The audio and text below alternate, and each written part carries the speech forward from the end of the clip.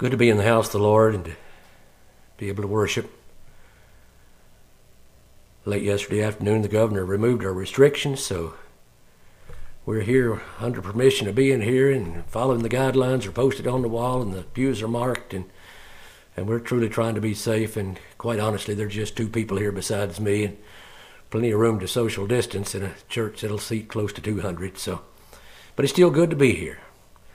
I'm wearing the mask, though it's probably not necessary with the crowd we have, but it's let not your good be evil spoken of. We're here in a public place now, and we're trying to follow the rules exactly. Matter of fact, we've gone over a little bit on some areas. We don't need to let Satan win this thing. God hadn't given us the spirit of fear. May God bless us. May God bless us in the weeks to come, that churches are able to come back together and meet under safer conditions, hopefully, but still come back and meet. Let's get into our message. I'd like to talk to you today and title the message, Amazing Words About Jesus. Amazing Words About Jesus. I start with one of my favorite passages in the stories about Jesus, Luke chapter 5. The whole first of that chapter is just quite off the scale to me, but I'm going to start in verse 18. And behold, men brought in a bed a man which was taken with a palsy, and they sought means to bring him in and to lay him before him. That is, to bring him in and get this lame man near Jesus. And when they could not find by what way they might bring him in because of the multitude, they went upon the housetop and let him down through the tiling with his couch into the midst before Jesus. Think about that. They take the roof off. This isn't even their house. They got a friend that needs help. They got to get that friend to Jesus. They can't get to him on ground level, so they just come from the top. They take the roof off. They drop this man and his couch. Picture a man on a couch, and they're dropping him down to the presence of Jesus. That's faith. That's a start to a good story to me. I'm going to leave out some sections here where Jesus gets in a discussion with them about forgiveness, and they challenge him over who he is, and we're going to leave that part out. Not that that's not a good part.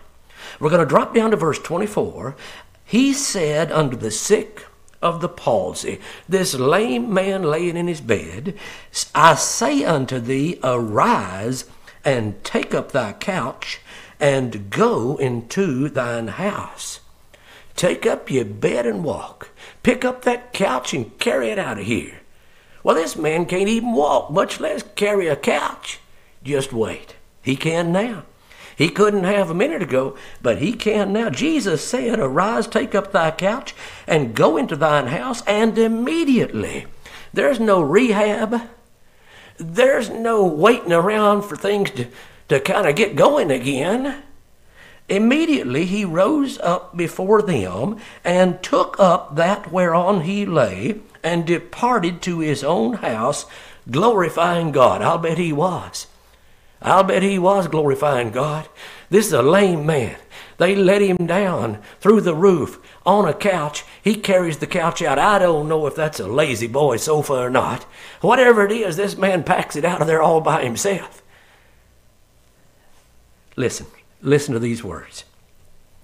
And they were all amazed, and they glorified God, and were filled with fear, saying, we have seen strange things today. Indeed they had. We've seen strange things today. It was right strange taking that roof off. It was right strange to look up there and see that couch coming down with that man on it. But that man's walked out of here carrying that couch. We've seen strange things today. And they were all amazed and glorified God, filled with fear. We've seen strange things today. That's Luke's account. Let's go to Mark. Mark tells the story. And Mark's summation statement, Mark 2:12, and immediately he arose, took up the bed, and went forth before them all, insomuch that they were all amazed and glorified God, saying, We never saw it done on this fashion. I've never seen anything just like this. We've never seen it done on this fashion. We've seen strange things today. Luke said they were amazed. Mark said they were amazed. Let's go to Matthew's account. Matthew 9 and 8. And when the multitude saw it, they marveled and glorified God, which had given such power unto men, unto a man. Okay. Luke told the story. Mark told the story. Matthew told the story. They all summed it up about the same way, it seems like. Everybody's amazed. We've never seen it done on this fashion. We've seen strange things today. Matthew said they marveled. Let me go to the original Greek. I'm not a Greek scholar. You don't have to go to the Greek to read the King James Bible and understand what it means.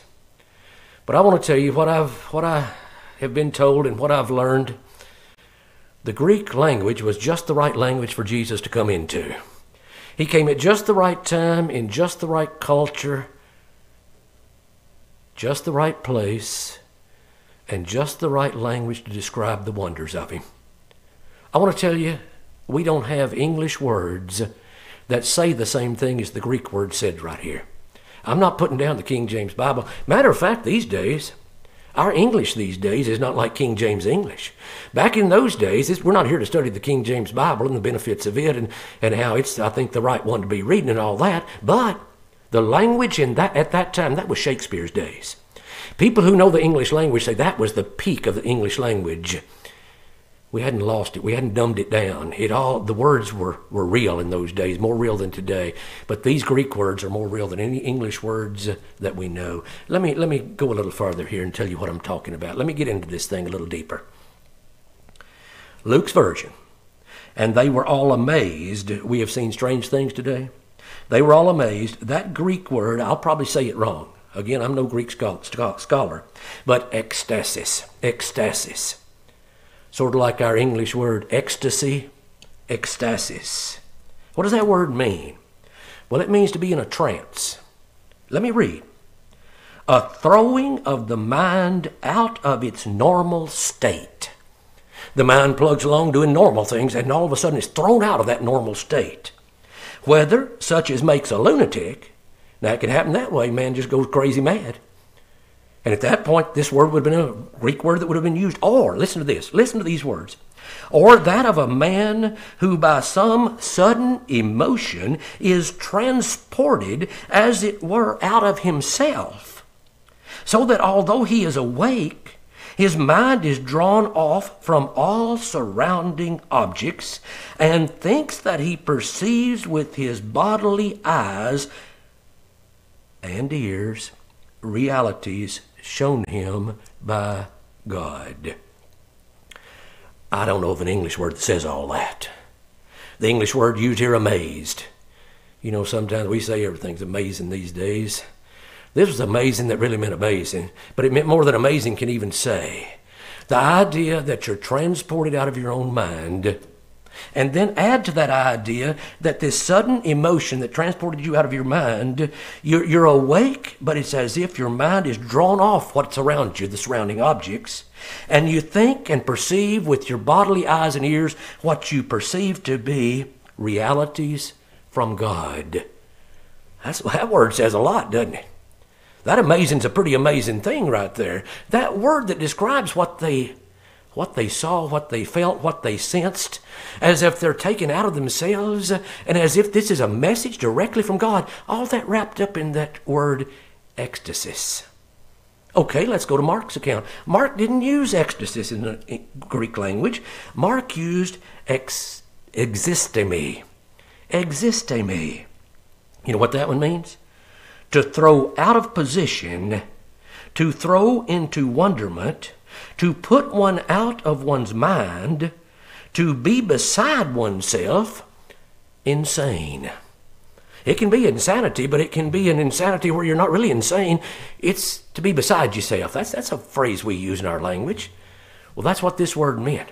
It's as if you're outside of yourself. It's as if, you remember Paul when he's transported to the third heaven, and he said, whether I was in my body, out of my body, I don't know. That's what That's what this word sort of says. It's like you're, excuse me, it's like you're outside of yourself.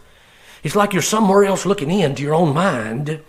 It's like you've been knocked off your feet to throw into wonderment. Now, that was the word that Mark used. They were thrown into wonderment, says Mark. Ecstasy, where they're thinking they're seeing and hearing things that are coming straight from God. Well, they were, but they got that feeling. That's what the word means. How about Matthew's word? Matthew said they marveled. That's a Greek word, thaumazo. Thaumazo, to wonder at, marvel at, have in admiration. We find this word oftentimes, too, in the New Testament describing Jesus. This is the after effects word. The first two words, the word Luke used and the word Mark used, those are the shock factor words. Knock you off your feet. Knock you right out of your own head. Displace yourself from yourself as if you're beside yourself, as if there's two of you now. Those are shock factor words, but this marvel word, this thaumazo, that's when you sit and think about it a while. That's when things begin to soak in a little bit. At first you think, did that really happen? And you're shocked about it, but then after you've thought about it a while, you marvel. You wonder about it. You ponder on it. It kind of changes your thinking from that point on. That's the third Greek word that we find in these accounts of this story. Let's take up those words a little bit. Let's look at some other places where we find those same Greek words used. That ecstasy, well, one time it was translated trance, because that's what Peter went into. God sends down the sheet, with the unclean animals, telling Peter to go and preach to the Gentiles, and Peter said, oh, no, I can't eat that stuff. I can't eat that stuff. None common or unclean has been in my mouth. God said, what I've cleansed, don't you call common or unclean. This happened 3 times, but Peter was in a trance. He fell into a trance, literally, but the word here, it says ecstasy. He was in an ecstasy. He was out of his mind, but he really wasn't, whether he's sure he's even in his mind or out of his mind or where he was, but he was in a trance. That's the word that's used right there, just to show you that it's kind of a trance sort of thing where you go into, where you're sort of out of your head, kind of, and not sure where you are about this thing. But another place where we find that Greek word ecstasy, Acts 3:8. This is the place where the man he was over 40 years old. He had been lame since his birth. He sat at the temple gate daily begging for somebody to give him some pocket change, some alms, where he could buy some food. This man, Peter and John, come along. This man says, hey, can you spare me a dime, so to speak? And Peter said, silver and gold, we don't have any of that. Silver and gold have we none. I bet the man kind of shrunk back then. Well, I don't need you if you don't have any money. I'm looking for people that can help me. And he said, silver and gold have we none, but such as we have we give unto you. In the name of Jesus Christ, stand up and walk. Now, this man's kind of like Jesus' man, where he said, carry your bed out. This man, he doesn't just stand up and walk. He starts jumping. The Bible says it repeatedly, calls it leaping. He was leaping. He was leaping. He was leaping. He's trying out those new legs. This is all right. I can jump up and down. It's not just that I can walk. I'm not lame anymore. I'm jumping up and down. And here's this leaping man. And the people notice. Of course they do. They knew who this guy was. Acts 3:8. And he, leaping up, stood and walked and entered with them into the temple, walking and leaping and praising God. And all the people saw him walking and praising God, and they knew that it was he which sat for alms. They recognized him. They'd been seeing him for years. And they were filled with wonder and amazement in that which had happened unto him. That word amazement, that's the Greek word ecstasis. That's when you see a man that's over 40 years old that's been lame since birth and he's jumping up and down. I guess that would sort of knock you off your feet, wouldn't it? I guess that would sort of get your mind, throw your mind out of the normal state, where you begin to think some mighty big thoughts about a mighty big God. Well, that's what happened right there that day when that man's leaping, and they're looking at him and recognize him. That's ecstasis. That's the word that the man that Luke used to describe the man who carried his couch out. They looked upon that man. They said, this is amazing. With amazement, it says here. Let me tell you another place we find ecstasis. Mark 5:39. There's a little girl there, she's dead. She's 12 years old and she's dead. And everybody knows she's dead, but Jesus says she's just asleep. When Jesus said she's asleep, they laughed him to scorn. Jesus knew she was dead. Her parents knew she was dead. Everybody in that house that's weeping knew she was dead. But Jesus says she's just sleeping because he's going to wake her up. He knows she's dead, but he's thinking of dead a little different the way we think of dead. He can wake up dead. And he looks at it different. He said she's just asleep. Mark 5:40, they laughed him to scorn. But when he had put them all out, he sends everybody away but Mama and Daddy and Peter and James and John. He taketh the father and the mother of the damsel and with them, and he went in with the daughter, and he said, took the damsel by the hand, and he said unto her, Tabitha cumi, which is being interpreted, Damsel, I say unto thee, arise. Little girl, get up. And straightway, that is immediately, the damsel arose and walked, for she was of the age of 12 years, and they were astonished with a great astonishment. That last astonishment right there, that's ecstasis. They were in an ecstasy. They were thrown out of their minds. I'll bet Mama was. What do you think? I'll bet Daddy was. What do you think? I'll bet Peter and James and John were. What do you think? I'll bet that crowd that had been mocking Jesus, they're thrown out of their minds. They're displaced from themselves. They're in a shock right now. Words can't describe what they're sensing on the inside. Let's do one more ecstasis. Mark 16:8.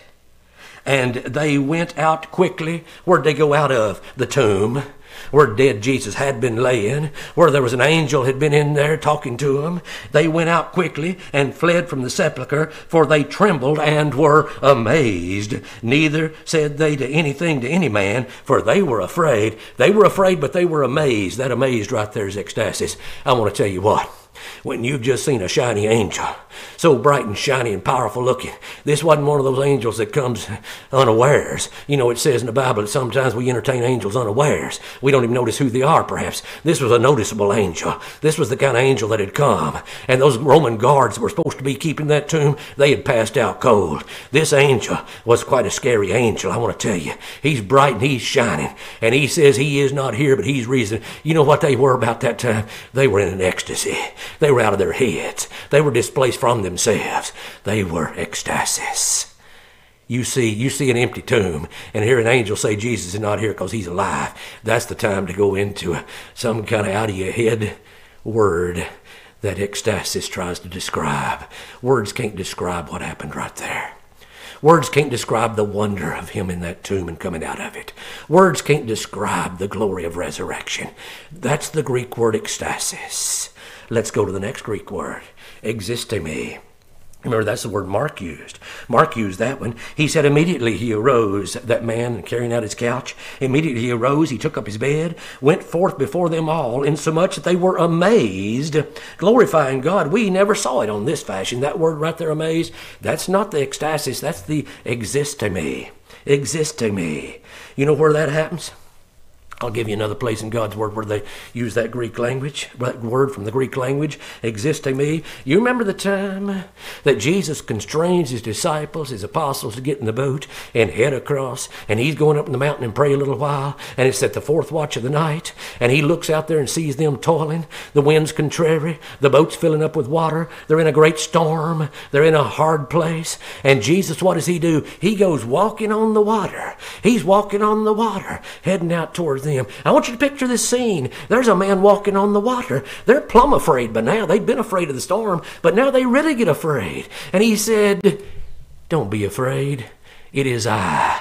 And Peter said, if it's you, let me come. And Jesus said, come. And Peter walks on the water for a few steps. And then Peter looks away and begins to sink. You know the story. Jesus grabs him and saves him. And it says right here in Mark, it says, when they saw him walking upon the sea, they supposed it had been a spirit, that is a ghost, and they cried out. Here's grown men crying out in fear. And they all saw him and were troubled, and immediately he talked with them and saith unto them, be of good cheer, it is I, be not afraid. And he went up unto them into the ship, and the wind ceased, and they were sore amazed in themselves beyond measure, and wondered. Amazed beyond measure. You take a yardstick and you start measuring. This is beyond what can be measured. This is off the scale kind of amazement. This is an amazement that's existe me. What did that one mean? To throw out of position. Sort of like to knock you off your feet. To throw into wonderment. To be out of one's mind.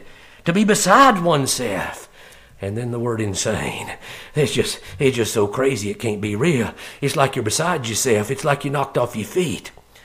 I guess that's what seeing a man walking on the water and being so afraid of that man, more afraid of him than you had been of the storm. And all of a sudden he says, don't be afraid. And the next thing you know, Peter's out and he's back in and Jesus is in. And immediately the wind ceased. There was a great calm right there. Their troubles were gone. Their Savior was with them. And what's it say about them? They were amazed in themselves, is what the English said. The Greek word existe me. That happened right there that day. That happened that day, that time. That's a real story. That's not a myth. That's not a fairy tale. That's not a fable. That's not made up. That's what they sensed that day when they saw the wonder of Jesus. I want to tell you, he was awesome. He was awesome. Let's do one more existe me. I'll tell you when it happened. Acts chapter 12. You remember Peter? Herod's chopped James's head off. That pleased the people, so he's got Peter and threw him in jail. He's going to chop his head off come morning. You know what? The angel came that night. Well, wait a minute. I left something out. The church is over here in somebody's house praying. They're praying hard. They're wanting their pastor to be released. But they're praying. We got them over here praying. We got Peter now in the jail waiting to be executed the next morning. And along comes the angel. And it said that he touched Peter and he said, wake up. Put on your coat. Put on your shoes. Get ready. We're getting out of here. And the doors open automatically. Sort of like doors do it at stores now. But they didn't do that back then, you remember. This angel opens the prison doors. The inner doors and then the outer doors. And all of a sudden they're out in the street somewhere. And Peter had said he thought he was seeing a vision. He thinks this can't be true. This can't be really happening. I'm out of that jail, seems like, but I must be in a vision. No, he's not in a vision. It's really happening. He thinks that's the only way we can explain this. I must be dreaming. It's too good to be true. He's out there free, and all of a sudden the angel's gone, and it says, and he came to himself. Well, that'd be a pretty good thing to do about this time. He's out of jail. He comes to himself. He figures out where he is. He knows where the church is meeting, so he goes there, and he starts knocking on the door.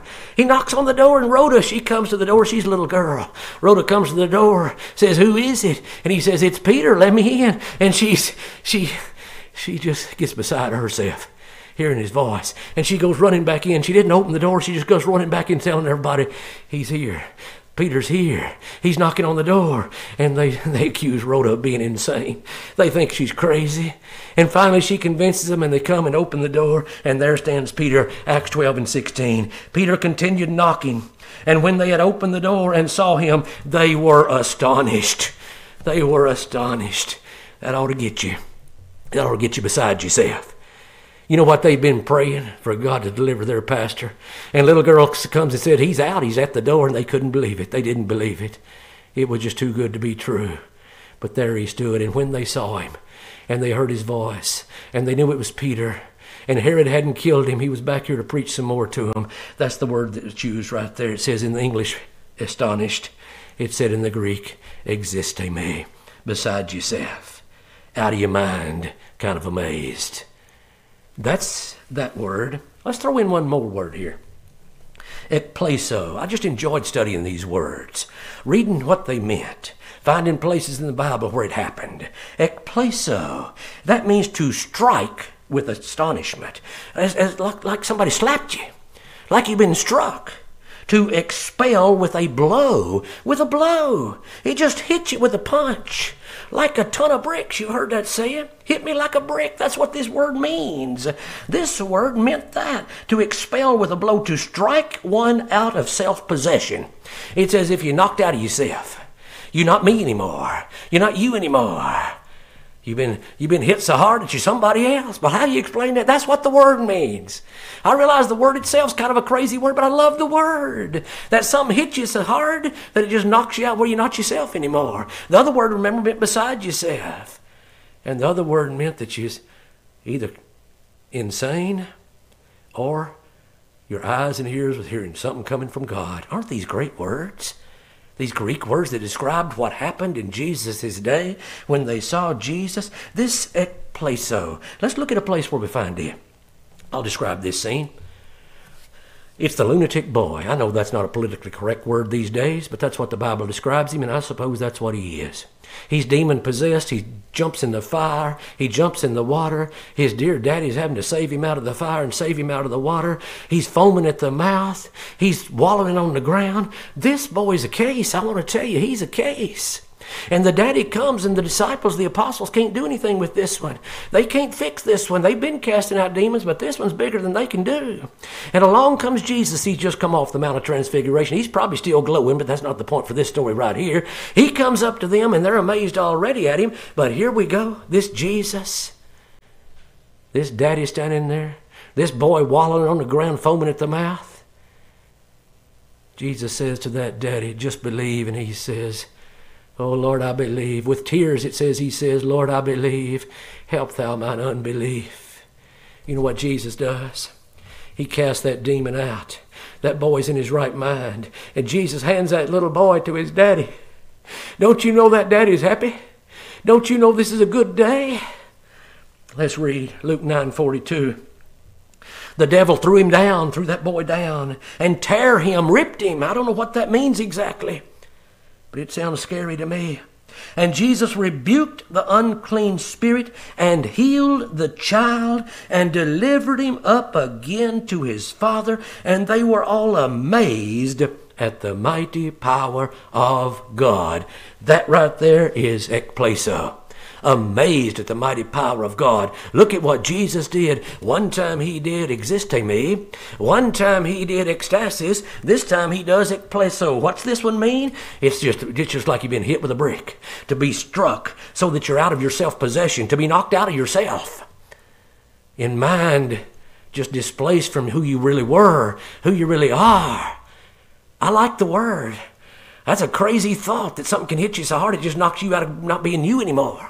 That's what the word literally means in the Greek language. I like this language. I like that word. I like the idea that something Jesus did made them that amazed, that full of wonderment. It says they were all amazed at the mighty power of God. Let me tell you something else that did ekpleso. This is a great word. This is a big word. This is a huge word. It happens when you see a demon-possessed boy in his right mind and handed back to his daddy. But you know where else it happened? It happened when Jesus preached. You think about the works of Jesus, how amazing they are. Here's some words of Jesus. Jesus finished up preaching the Sermon on the Mount. And when he preached the Sermon on the Mount, it came to pass when Jesus had ended these sayings, the people were astonished at his doctrine. That's ekpleso. That's meant the words hit them so hard it knocked them out of themselves. It displaced them from their own body, these words did. That's a powerful thing for a preacher to be able to do with his words. I want to tell you, this was a powerful preacher. It wasn't just his works, it was his words that knocked people off their feet, that knocked them out of themselves. Just his preaching. You say just his preaching?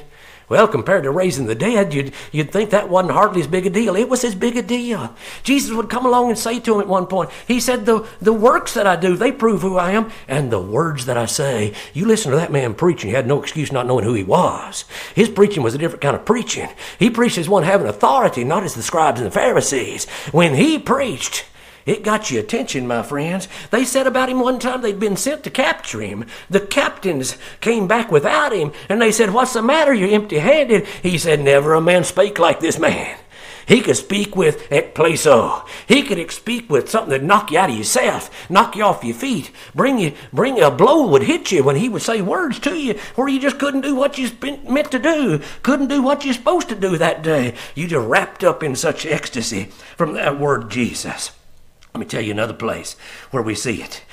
In Matthew 13:54. It says these words.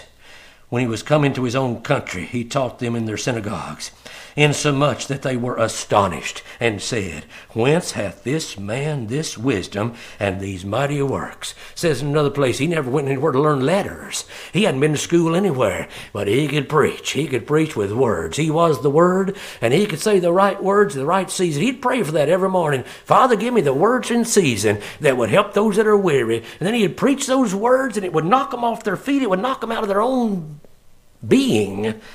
These Greek words that describe Jesus. One more place we'll find where his words did this. I've switched from his works here for a minute, and I'm going to his words just to try to show you the power of Jesus.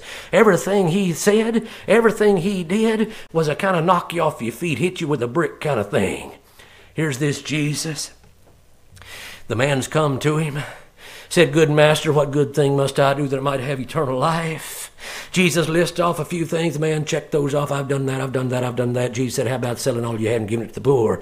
The man went away sorrowful. Jesus can always get you somewhere.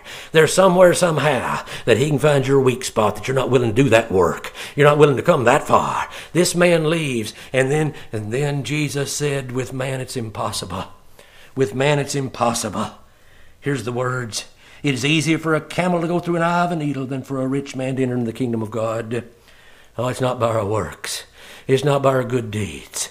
It's not by us. It's got to be by grace. That's the story right here. It's by Jesus. That's the only way. But here's what happens. And they were astonished out of measure, those apostles, when he said, "Easier for a camel to go through an eye of a needle." How hard's that? Which way would you start if you're going to put a camel through the eye of that needle? Would you take him by the head end, or by the hump, or by the feet? Where are you going to start? You can't do it. That's the whole point. With man it's impossible, but with God all things are possible. Grace fixes what works can't do, my friends. Jesus is the Savior, successful to save his people. But that's not this story. Right here, when he said that about the camel and the eye of the needle, they were astonished out of measure. Oh, his Sermon on the Mount got him. They were astonished. Never a man spake like that man.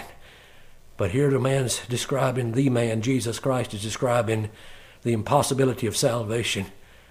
And their question is, they were astonished out of measure, saying among themselves, "Who then can be saved?" Oh, aren't you glad Jesus didn't leave us there? Aren't you glad we don't have to trust in those works? Aren't you glad that Jesus goes on and explains it's by grace that I do it? That you call his name Jesus, for he shall save his people from their sins. And Paul said, "Being justified, you shall be saved." What Jesus accomplished on that cross is more than you can accomplish. With man it's impossible. Who then can be saved? Astonished at such a doctrine as that man can't save himself. Well, when you really get down to it, that's not that astonishing. But the way we think about things it is, they're knocked out of themselves, displaced from their own being by the thought that they can't get themselves to heaven. But Jesus says, nothing's impossible for my Father. We got a plan that'll work. That Greek word right there, ekpleso. Let's go back to thaumazo. You remember the story. You remember the account of the man that they dropped down through the roof, removed the tiles, dropped the lame man down. Jesus said, "Take up your couch and walk," and he leaves. And what did Luke say about that? Luke said, ecstasis. They went into an ecstasy. They're out of their mind. We talked about that Greek word, the impact of it. There's not an English word like that word. There's a lot of Greek words that way. There's not an English word that's just like that word. It was a powerful language, that Greek language was. Well, it says they went into an ecstasy. They're out of their minds. And then Mark, you remember, he described that scene, used the same English word, amazed, that Luke had used, but that was to be beside yourself, thrown out of your mind, thrown off your feet, hit with a brick kind of thing, you know. But Matthew, you remember, he used the different word. He used thaumazo. You remember we described that word. It's not the shock factor word. It's the stop and think about it a while word. It's the word that gets you when you sit down after it's over and think back on it. It's the word that you do when you're laying in bed at night thinking about this Jesus and everything you saw him do today. It's the word that does lead you into wonder, and it leads you to marvel, but it's past the shock factor kind of word. Matthew used that word. I think that happened a little bit later. I think that was after the initial knock you off your feet, make you beside yourself kind of shock, when you think back on it.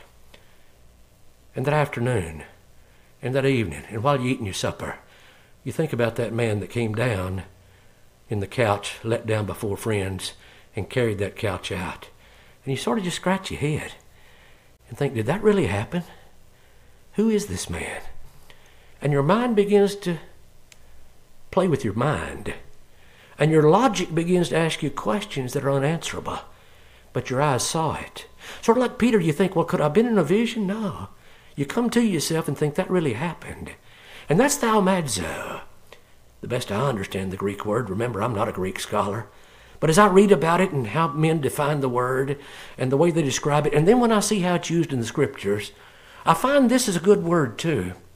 Maybe we don't see the shock factor every day, but we have plenty of time to sit around and just sort of let it soak in and think about it again and again, these miracles that we talk about today that aren't just fairy tale stories, they're real true things that Jesus did. Read those sermons that's recorded where he preached and think about those words, how big those sermons are, in a way how simple they are, but in a way how profound they are. Man, this guy could preach and this guy could do some miracles. But now we have this thaumazo. Let's go back. Let's go back not just to the place where they let the couch down and they pondered on that one a while. How about Luke? We went to Luke a while ago. Remember the lunatic boy? Remember that lunatic boy that was wallowing and foaming and jumping in the fire, and Jesus hands him back to his daddy demonless and in his right mind. And we stopped a little short on that verse. It says in Luke 9:43, and they were amazed. They were all amazed at the mighty power of God. I think that was ekpleso. I think that means they were just shocked. They were amazed at the mighty power of God, but while they wondered, this is thaumazo. This isn't shock. This is pondering. While they wondered, everyone at all things which Jesus did, they began to think back about what happened last week and last month and a couple of months ago, and about that little girl that was raised from the dead, and about those blind men that could see, and about that sermon that he preached, and everything just kind of comes together in their head in a sense of wonder and awe. You know, we talk about something being awesome these days. We make a long putt at the golf course and say, that's awesome. That's not awesome. It's great to make a long putt, but God's awesome. We dumb down our English language. We're trying to go to the Greek because maybe we don't have an English word to start with, but the way we've dumbed down our English words like awesome and amazing and those kind of things, and we're trying to see God a little closer to what he is. And then we try to stop and think about God, what he is and what he's done, and who he is and how he works, and he is awesome. And we're awestruck when we think of that, really, or we'd like to be, we should be. And we say amazing grace, but it's really amazing grace from an amazing God. But here we have these who begin to ponder, and it says they wondered. They wondered at all things they'd been seeing. Go back to the place in Matthew where the wind ceased. You remember? That was the Greek word, I believe that was existemi. That's what that one was. To be beside yourself. When he's all of a sudden in the boat and the wind has ceased and he was just walking on the water and Peter's in there too and everybody's okay and the wind, they're shocked. They're amazed. It says that the wind ceased and they were sore amazed. That's the knock you off your feet word. In themselves beyond measure and wondered. That happened next. You see, this happens next. This is the later part. This is when you begin to think back on it and ponder about it. And it all kind of begins to sort of soak in. And you think, we've never seen it on this fast. You remember them saying that? You remember them saying, we've seen strange things today. Indeed they had. And that's when they begin to wonder. That's thaumazo. This is a good word too. This is a great word. This is what we ought to do more of. You know what happened when Pilate's got him on trial? And they're just throwing this accusation and that accusation. And Pilate can see that the witnesses aren't matching up. There's no two witnesses even accusing him of the same crime. The trial's falling apart. All Jesus has to do is defend himself. Say something and Pilate's ready to let him go. Pilate's wife's had that dream, you remember? He's scared to death of this whole situation. And he looks at Jesus and says, why don't you say something? And he answered not a word. And you know what it says about Pilate at that point? It said the governor marveled greatly. That's thaumazo. He just begins to think about what's happening here. I've never been in a trial like this. I've never seen a man like this man. You know, he was amazing in what he said, but then they wondered when he didn't say anything. He answered not a word, and Pilate marveled, going through his head, what is really going on here? Who is this man? Just to stop and think about the scene, what's happening. That was what happened to Pilate that day. That's what happens also when you see an empty tomb and you walk away from it. Now, there's the shock factor that we've already talked about with those women that come to the tomb, and they leave, and they're just beside themselves. They're out of their heads. What about Peter? Luke 24:12. Then arose Peter. He'd heard the tomb was empty. Then arose Peter, and he ran into the sepulchre, and stooping down, he beheld the linen clothes laid by themselves. There's no body in those clothes, but there those clothes lay. I think they're still laying just like there's a body in there. They just kind of flattened out because there's no body holding them up anymore. And he looks in there and he sees that. And he departed. He walks away, wondering in himself at that which was come to pass. I'll bet he was. I bet he was wondering. The tomb's empty. Everything's intact. That which had been wrapped around Jesus' face is laid there nice and folded. And there's those linen clothes that had been wrapped around him. They're just laying there. Look like almost undisturbed, except there's not a body anymore. And he walks away from there and he's going, what? I don't get it. It's bigger than I can grasp. And he's wondering about it. I bet we would have been. I bet we would have been. Peter was. The stories go on and on. They're gathered in that upper room. It's the evening of the first day of the week, Resurrection Day. Jesus is suddenly in their presence without a door opening. And you know what it says? It says that they believed not for joy. They're happy he's standing there, but they don't really believe he's standing there. They believed not for joy and wondered. That's thaumazo. That's where you're trying to sort it out in your head, who this man is, what this man is, what has just happened to us. You know, resurrection, that's kind of a knock you off your feet thing, and it did that. But then it's kind of a thing that'll make you wonder, too. You ever wondered about it? You ever just stop and ponder it? Do you ever think about Jesus alive in their midst? Do you ever think about him coming back and shouting and bodies coming forth? That's enough to make you start wondering. When it happens, it'll be enough to knock us off our feet. Well, no, it'll be enough to get us back on our feet. That's what that will do. Oh, boy. It's pretty awesome just to stop and think about him. That's this Greek word, thaumazo. The multitude wondered. When the dumb could speak, the maimed were whole, the lame could walk, the blind could see, and they glorified the God of Israel. But they all wondered about those things. That's thaumazo. Real quick, just use one or two in each one. There's two more Greek words that I've discovered that I'd like to share with you. Thambos. That's to render unmovable, immovable. To be dumbfounded, stupefaction. To be stupefied. Rendered unmovable. The place where we find that one used in God's Word, go back to Luke chapter 5. You know, we started down there a little bit farther down where they let the couch down through the roof they'd taken off. Here's before that. Remember Jesus preached from Peter's boat? And then he said, take that boat back out. Lord, we fished all night, but if thy word will take her out. They go out there, and the catch is so great that they call for John and James to bring their boat. They fill both boats with that one net full of fish so that both boats begin to sink in the water. They're back to shore. Here's our word, thambos. When Simon Peter saw it, he fell down at Jesus' knees, saying, depart from me, for I am a sinful man, O Lord. For he was astonished. Remember what the word means, thambos? He was rendered immovable. He's fallen at Jesus' feet. He's dumbfounded. He doesn't know what to say. He just falls down and starts confessing sins. Nobody's even brought up any sins, but old Peter, he says, I believe I need to confess some sins. And he's immovable at Jesus' feet. Someday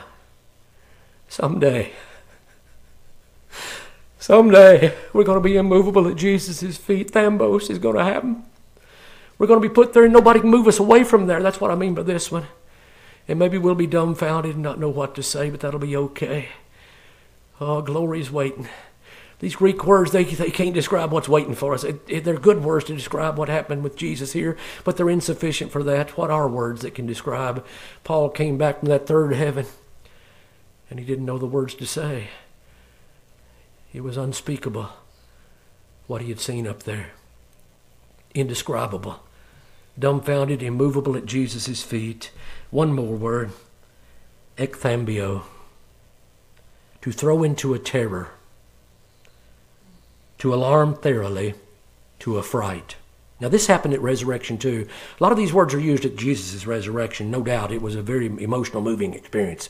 Where you were knocked off your feet, you were beside yourself, you were knocked out of your senses, you were thrown into wonder. But this word, terror and fear. The women come to the tomb, entering in there. They saw the young man, remember that glowing angel, and it says they were affrighted. This may be not as powerful a word, but I want to go to one more place that I can't hardly leave out of this sermon. This is what Jesus experienced when he's in the garden. It's what those women experienced when they saw the empty tomb and the angel there. They were afraid. It's that same powerful Greek word where you're thrown into terror. He taketh with him Peter, James, and John, and began to be sore amazed. That amazed right there is not ecstasis. It's not a shock factor. It's not existeme, as Mark used it, to describe what happened to them when they saw that lame man get up and walk. This is the fear word. I guess we've all had fear. But this is that powerful Greek word describing fear, and it's used to describe Jesus in that garden. Some way when I read that word, I'd read this passage, I don't know how many times, he began to be sore amazed. Sore amazed, that is much amazed, very amazed, deeply amazed, but it's not really amazed like we think of amazed. Again, sometimes the translations, there's no English word exactly right. The word in the Greek was an extreme, terrorizing fear. Jesus was real.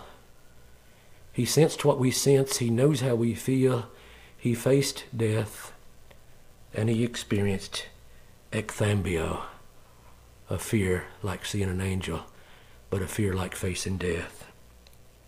He was amazed and was very heavy, and saith unto them, My soul is exceeding sorrowful unto death. Tarry ye here, and watch. He says to them, I'm very afraid. Jesus is God.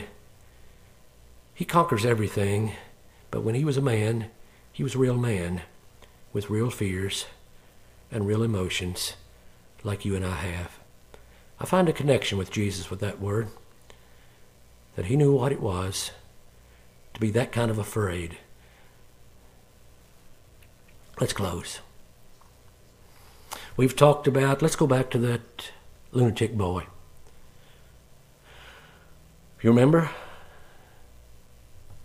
Wallow in 1 minute, the devil tear him, whatever that meant. I don't know if his flesh ripped apart or what. Foaming at the mouth. All of a sudden the demon's gone. The boy's in his right mind. The father's holding the boy. And it says what there? It says they were amazed at the mighty power of God. And that was one of those powerful shock words. Amazed at the mighty power of God. I think that one was ekpleso.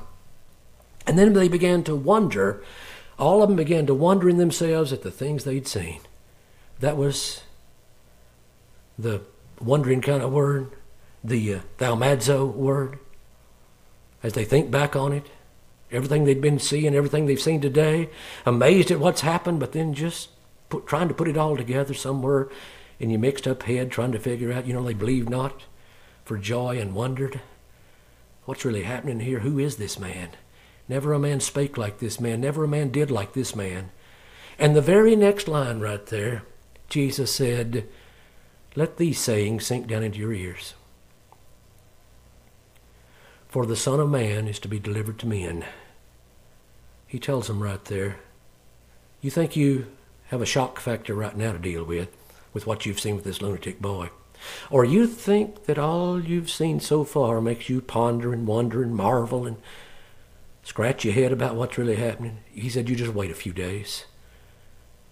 I'm God and I'm going to a cross. And let that soak in. Let this saying sink down into your ears. I want to tell you, the historical truth of Jesus hanging on that cross, that so far outdoes all these wonders and miracles and shock factor things he did, that is bigger than anything that's ever happened in this world. That's more shocking than anything that's ever gone on in this place. That God would come into this world for the purpose of dying for me. That ought to knock me off my feet. That ought to hit me like a ton of bricks. That ought to get me beside myself some way. All those shock factor words. And then as I think about it, wonder on those things. Ponder on Jesus on that cross. Oh, we like to ponder on his miracles when he was here. And they were quite awesome and quite thought-provoking.